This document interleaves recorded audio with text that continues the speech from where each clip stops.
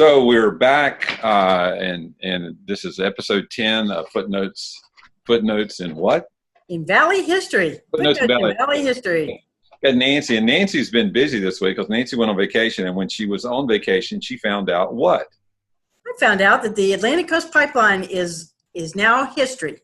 It's now history, Part of history. And you were kind of the Lower Valley rep, or what were you the Upper Valley? We're Upper Valley. Oh yeah, Upper Valley. I was the Augusta County coordinator in leading our little part of the fight for this. This was a cast of thousands that worked on this for 6 years. I first heard about this in 2014, in May of 2014, and very quickly sat around a table in southern Augusta County with some other people, and we decided this probably wasn't a good thing for Augusta County, and we've been working on it ever since. So now we can write the history of how America's biggest corporate bully got taken down.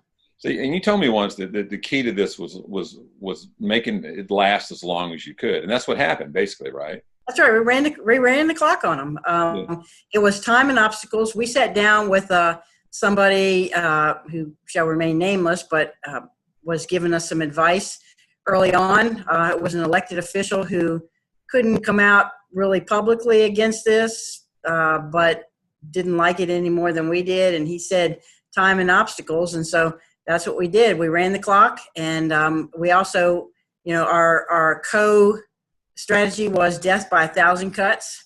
It's not one big blow that's going to take them out, but that we would keep working on it, and hit them at every place where we knew that it was wrong what they were doing, and that's what we did. And eventually, death by 1,000 cuts worked. We lost a lot of battles, and we won the war. Cool, good. And you got to go to the Supreme Court. We went to the Supreme Court. That's right. You got to go to the Supreme Court, which a lot of people do not get to do. I know. Wait in line for that, and I was one of only. I mean, there are a lot of people that go in, all the lawyers and all the friends of the justices and the media and all that. But then they take. In this case, they took I think 48 people from the public who had stood in line all night, and I got to be one of them. And it was really one of those thrills of a lifetime kind of thing to see the highest court in the land. History makes a dream. Right.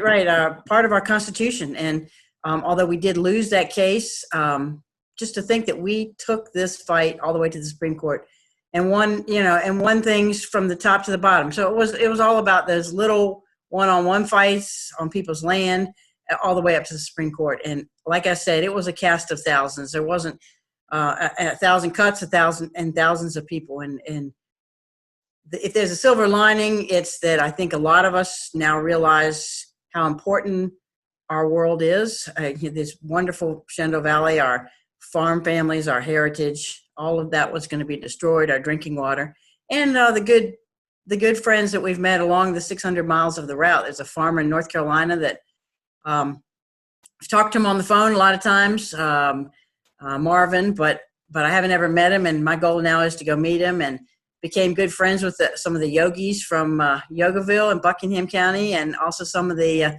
African-American leaders from Union Hill in Buckingham County. So people that I never would have probably crossed paths with, I now feel a kinship with. Oh, I want Marvin and the Yogis to meet. Marvin and the Yogis. That sounds like a band, doesn't it? Yeah, I think it was a cartoon or something like that. But I mean, the Yogis and the Southern Baptists, the African American Baptists from Union Hill are now on the same team and all work together. So it's really cool what it did to bring people together and to know that history was on our side and that we were ultimately right. And it's just gratifying to think of the things that we've saved and protected for our future generations. Yeah. Anyway, congratulations. Thanks. And today we're going to do Augusta County's beginning. So last time we did Christmas in July, and today is Augusta County's beginnings. And how and I'm fortunate to have done a play with Max Swift, and you were a part of this, starting this up called The Spirit of Augusta. So I kind of know a lot about the beginnings, but you know more, still know more, and I've written a whole play about it. Anyway, at least a bunch of songs. So tell me about the beginnings of Augusta County. Well, really to go back to the real beginnings, and a lot of this was uncovered in the pipeline work, because part of what they were forced to do is historic and cultural resources surveys, and in that they kind of confirmed what we knew, that there were these amazing Native American resources that were here that date back in the Shenandoah Valley for 10,000 years. So really, Augusta County's beginnings go back 10,000 years to the first Native Americans who were here. And then the Native Americans were here up until about 1700. And then for a variety of reasons, some internal reasons with the other Native American groups in this country, as you go east and west, for some merging and conflicting with them, but also mostly because of an impending collision between the settlement that is happening in Eastern Virginia, starting in 1607 with Jamestown, and moving increasingly west, was putting pressure on all those native peoples who had settled all the way up to the Chesapeake Bay. And they were being pushed out and being, wiped off the face of the earth in many cases, just by our settlement. And then you had a lot of settlement by the French, not necessarily settlement, but fur trade in the Ohio River Valley and then beyond there, of different tribes, and that the fur trade was becoming very lucrative there, and they were kind of moving from west to east, and that the pinch point essentially was the Shenandoah Valley. So the Native Americans who were here for 10,000 years essentially moved out. Some of them moved west into the Allegheny Mountains. Some of them moved south into the Cherokee area and down in there. But one reason that the Shenandoah Valley opened up and settled so quickly and so easily was the fact that there were no Native Americans to bump up against and have conflict with. So, but that doesn't mean that they weren't here, and they weren't the first settlers. And they were probably, most of the ones who were here for those 10,000 years developed into a sort of a Sioux, Sioux, tribal people who spoke the Siouan language. They were agriculturalists. They grew corn and pumpkins and beans and things like that, and also harvested things from the wild and then hunted. So they were hunter-gatherers as well as beginning agriculturalists.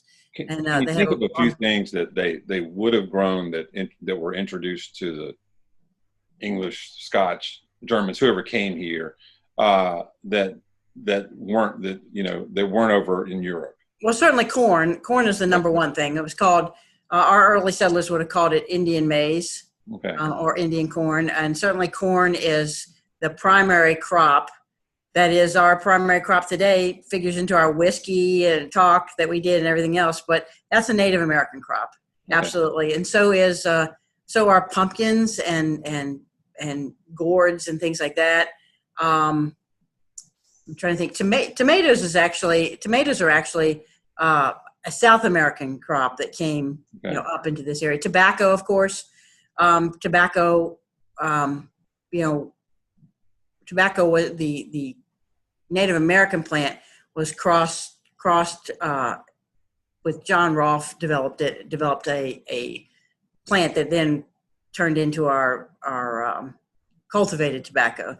Okay. But tobacco is a New World crop. So a lot of that, potatoes actually did some reverse migration. We think about the Irish. Yeah, I was thinking, the Irish. The Irish and the Germans being connected, especially the Irish potato famine being connected with potatoes. Potatoes was actually a New World product that was early on reverse migrated back to Ireland and very quickly caught on there too. So anyway, we're a cultural mishmash now. Yeah, it makes me wonder if like the South Americans came over, found tomatoes in South America, or whoever came to South America and found tomatoes. Right. And then they sent them back to Italy for the pizza. So now I want to do a whole show on the history of the pizza, because if there was no tomato on the pizza, well, right. And think about potatoes and how important potatoes are in German cooking and Irish. You know, the whole right. Irish Yeah. potato famine was wrapped up in that. So you know, there's a whole lot more than just the people coming over. There's a book about the seeds, the plants that were reverse migrated. Remember when I was telling you about the cattle, and the first cattle that came here, because there weren't cattle in North America, didn't thrive until the seeds on their coats and all were introduced here, so that we have American plants. So if you drive around right now in the Shenandoah Valley, when you drive around the roadsides, you'll see Queen Anne's lace blooming and chicory blooming, and it's really beautiful, that blue and white together. Those came from Europe and were introduced here. Those are both introduced plants. So anyway, it's sometimes very hard to separate what was here and what came here. The honeybee was introduced here. The honeybee wasn't a native pollinator. Okay.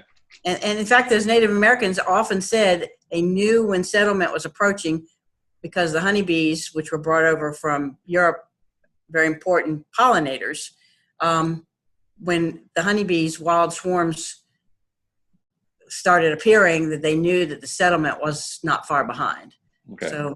So essentially, by 1700, the Shenandoah Valley was a travel way, what we call Route 11 today.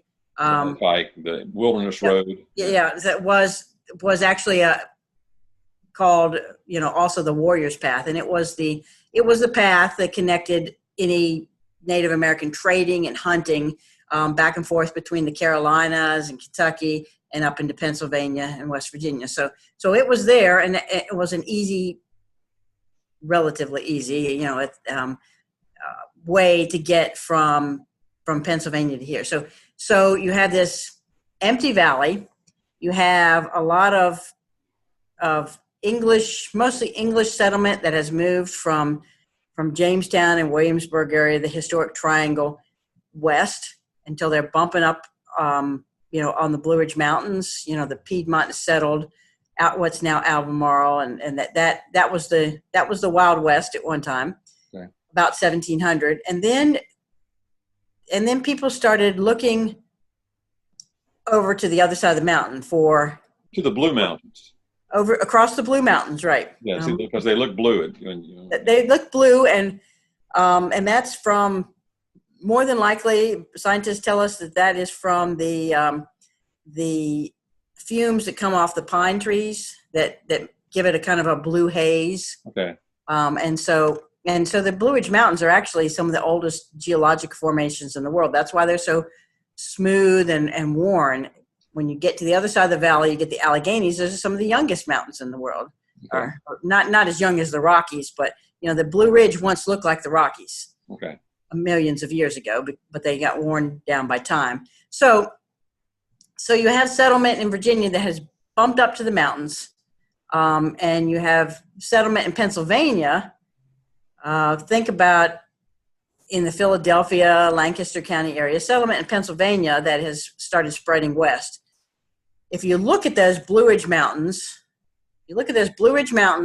and those Allegheny Mountains, they're both on a map, kind of tilted like this, sort of northeast, right, and they just open up like a giant funnel to that southeastern Pennsylvania area. Right. So if you're moving, you know, west, and you're only and the roads aren't developed enough to have a wagon, so you're on foot for the most part, is it easier to go over a mountain, or is it easier to go follow a river and go along a valley? Well, the answer is, of course, valley.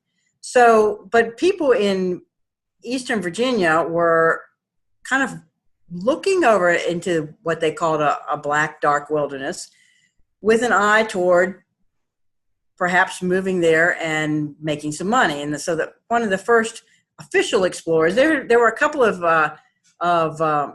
German guys and Swiss guys who had explored and mapped into the valley, especially up in the northern part of the valley in the Harpers Ferry area, and maybe down into as far as Harrisonburg, in the late 1600s.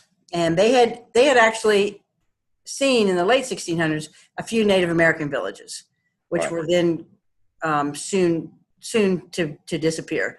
But then you have Governor Alexander Spotswood, who wants to find out what's over on the other side of the mountain, mostly not to explore it, but to look for mineral wealth. He had a great big iron works in what's now Spotsylvania County, of course, named after him. And he had called Germanna. Yeah, which is near Fredericksburg. Yeah. Right. And it was called Germanna because he brought a lot of Germans in there to help with his ironworks. Anyway, he formed a group of gentlemen, and they gathered up some Native American guides, some military people, and some scouts, and they just went up the slopes of the mountains. You left out the liquor. Well, and they also packed a lot of alcohol. Yeah. So, and that's very important, as you'll see. So they go up the slopes of the mountains, probably around where 33 cuts through the mountains around at Massanutten, through the gap there, Swift Run Gap. Probably there, although there are some historians who say it wasn't exactly there, but history tells us it's most likely that that's where they came over the mountains, had to chop their way up, chop up with axes, and you have mountain laurel that's this thick around, and vines, greenbrier, and giant rattlesnakes and things. So they get up the mountain and they get to the top, and they name the biggest mountains that they see: Mount Washington, Mount Spotswood, and Mount George for King George of England, because these are Englishmen. And then they fire some volleys and drink a lot of toasts. They fired a volley, toasted the king, drank some liquor, and they had 15 different kinds of liquor, and they just kept firing volleys, and then they named what we call the Shenandoah River. Right where from there they can see what is the South Fork of the Shenandoah River flowing north, because the Shenandoah River flows north, and they named it. You know what it is? They named it the Euphrates. The Euphrates. That's right. And the Euphrates River. One of the dumbest songs I ever wrote. I was wondering, is all this stuff really true? And it was. Yeah.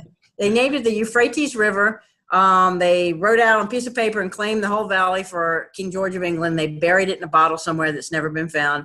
Drank some more toast, and then they left. And Spotswood called those guys his Knights of the Golden Horseshoe, and he apparently made a little pin with little jewels in it, and that was shaped like a horseshoe, and gave it to all of them. So that was the late 16s. Yeah.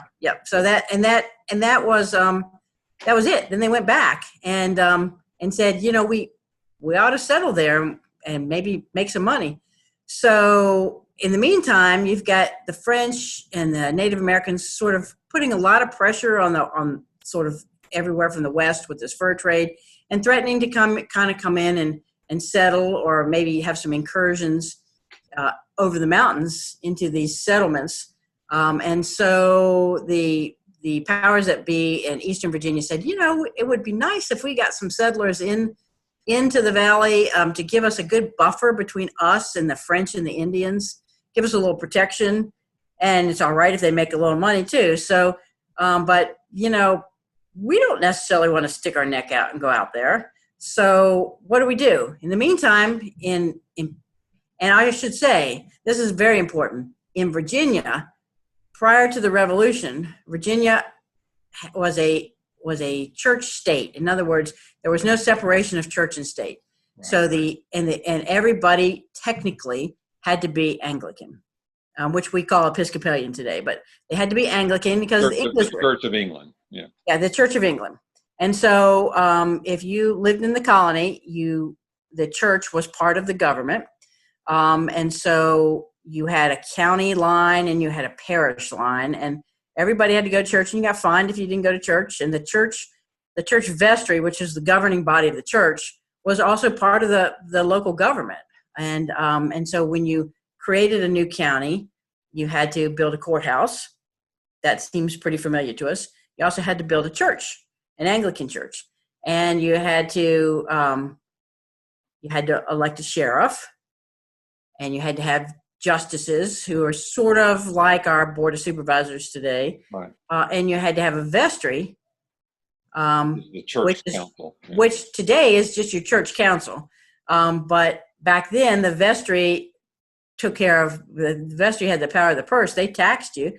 They walked your lands and figured up how much land you had and then how much you should be taxed per acre.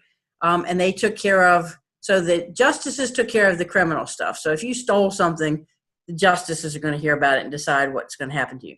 But if you were drunk in public or swore or had a child out of wedlock or didn't go to church, the vestry took care of it because they were sort of the moral police. And didn't they also, like, if you had to adopt a child, or if a child was, they had to. right. They were also like the welfare department. Yeah, they were social services also. They were social services, exactly right. So if you had someone who was indigent, who was so poor they couldn't make a living, then that person would have been taken care of, maybe in the poorhouse that they also helped run, or bound out. If there was a young orphan or a young poor child, they were bound out to someone, which means if it was a boy, it's like maybe bound out to a blacksmith, and then he's basically becomes an indentured servant to that blacksmith for a certain number of years. The blacksmith teaches him the trade,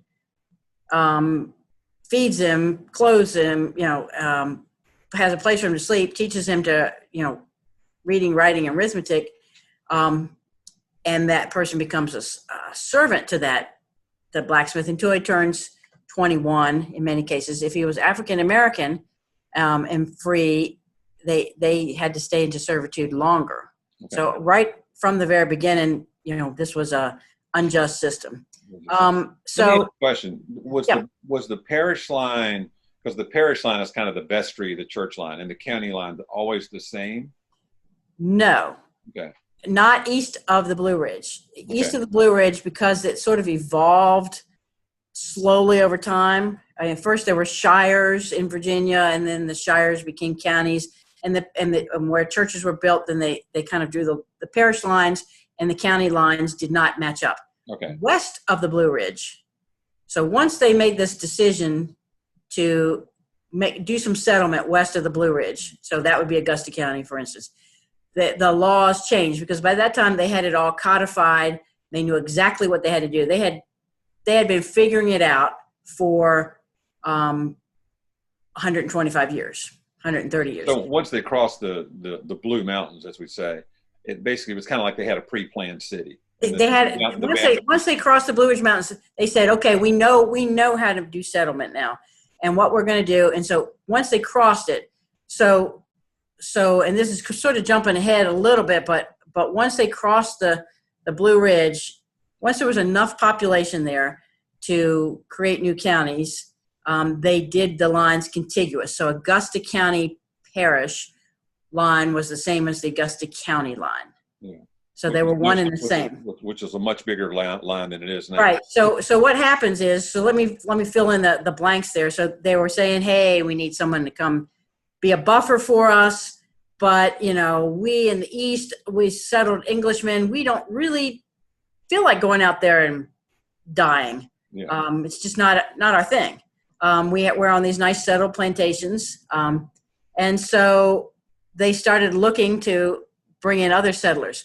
Up in Pennsylvania, where Pennsylvania colonies developed differently. Pennsylvania had total freedom of religion.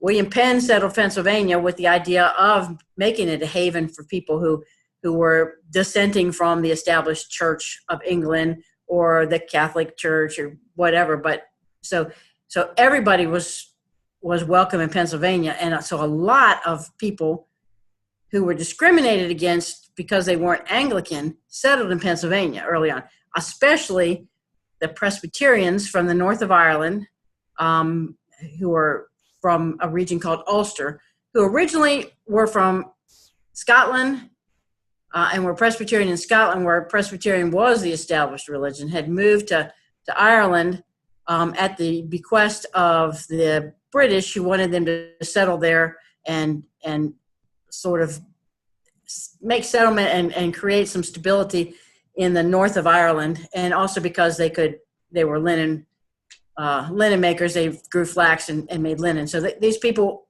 were Presbyterian in an Anglican world there, and they didn't like it because they were discriminated against economically. They could never own land. They couldn't get the schooling they wanted. They could never move up in the world. So they were eager to move to Pennsylvania, where everything was cool. They could build their own churches. They could have their schools. They could own land, and they could make a lot of money. I'm just thinking, you got the Church of the Brethren, which were the Dunkers. You got the Mennonites. Right. Yeah. So you had a whole bunch of Presbyterians who were English speaking, and then you also had all those German speakers who you're talking about. You had the Brethren, who were called Dunkards sometimes because they had dunked people by they practiced adult baptism. Father, Son, Holy Spirit. So they dunked them in rivers and ponds and things like that.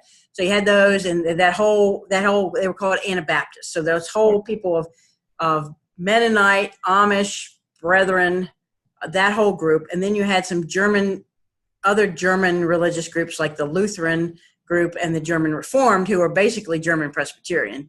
And those people they were German speaking, but there was no Germany as such then. So a lot of those, especially those Anabaptists, really came from what's now Switzerland. There were about 3 cantons in Switzerland that were German speaking, and they came out of a whole different movement. They weren't just discriminated against, they were persecuted and sometimes burned at the stake and things like that because of their religion, and they were pacifist as well. So you have both those groups, those German-speaking whole spectrum of groups, and then there's Presbyterians.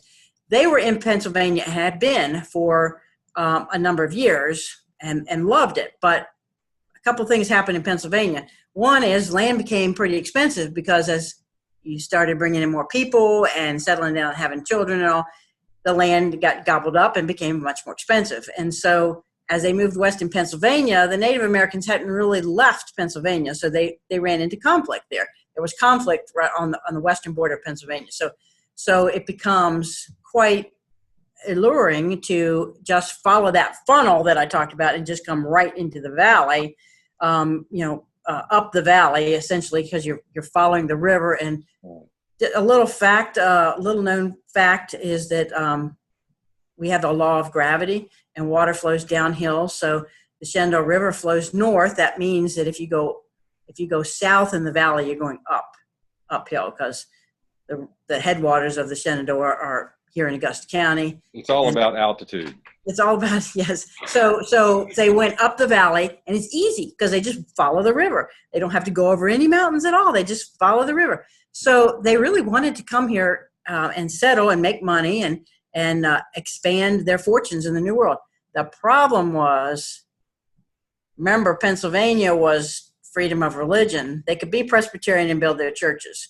You could be Brethren and worship as you pleased. Not in Virginia. In Virginia, you had to be Anglican, and so there was. They wanted to come here. Virginia leaders wanted them to come here too to settle and provide that buffer. So there had to be some negotiations that happened. And Governor Gooch, who was the governor of Virginia at that time, what he did is he relaxed those religious toleration laws. He relaxed them and said, please come here. We want you to come here. We want you to settle. We want you to clear land and put up houses and make money because that protects us and fills up our economy.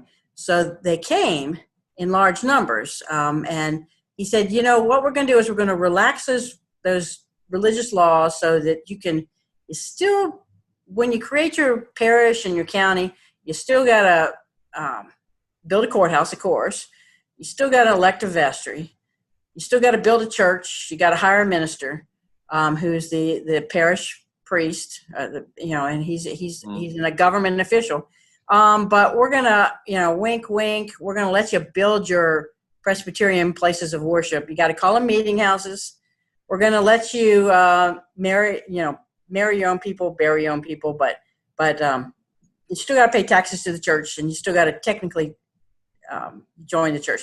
So the floodgates were open, and all those Germans and those Presbyterians from the north of Ireland just started flooding in here and settled. And by, starting really in the 1720s, they just flowed in here. And a few people came over the mountains from the east, but they were in the minority very much. It was probably, depending on what part of the valley, if you go up to Winchester and Frederick County area, it's probably more heavily German. Then you get to Rockingham, and it's kind of mixed. And then that mix sort of starts changing to heavily Scotch-Irish by the time you get to Augusta County and Rockbridge. So by 1738, there were so many people here that it was and they were all technically in Orange County. They were all, because Orange County technically took in everything west of the Blue Ridge, even though Orange County today is east of the Blue Ridge. Right. So as they said, the leaders in Williamsburg said it's time to form new counties and simultaneously new parishes. Well, let's expand. Yeah. What's that? Let's expand. Yeah, let's expand. Let's get the tax money, right? So they formed two counties. These two giant counties. One was Augusta County, which was by far the biggest county, and it really took in. They carved them out of Orange County. So Augusta County was basically from the top of the Blue Ridge to the Mississippi River. And you mean Front Royal-ish? So the top of the Blue Ridge would be like where Albemarle County is. I was thinking. So the second county was Frederick County. Okay. And Frederick County was basically most of Shenandoah County, so New Market, Woodstock, and then north. Right. So it's kind of where the Massanutten Ridge starts. Right. So no, about halfway up Massanutten, because Rockingham, what's now Rockingham and Page County were part of Augusta County. Okay. Oh, I didn't realize that. No. Mm-hmm. Rockingham and Page County were part of Augusta, and a little bit of Shenandoah County. And then once you get past that, so about half the Massanutten. And you got to realize too that the West Virginia would have gone up into the Panhandle to Maryland. Yeah, would have been all of West Virginia, of course, and West Virginia, like Hampshire County and Jefferson County, and those were part of Frederick. And Clark County was part of Frederick. Warren County was part of Frederick, and those. So the northern part of the valley and a chunk of West Virginia was Frederick County. So Frederick County was big, but Augusta County just then sort of took in all of Southwest Virginia, the rest of West Virginia, Kentucky, Ohio, Indiana, Illinois, a little bit of Michigan. So all of that was Augusta County. Michigan. Michigan. So basically to the Mississippi River. It was a huge county. And then they were named, of course, Augusta for Princess Augusta, who was the mother of King George III, who would figure into our, he's the guy that we had a little revolution against, and her husband, Prince Frederick, who was the father of King George III.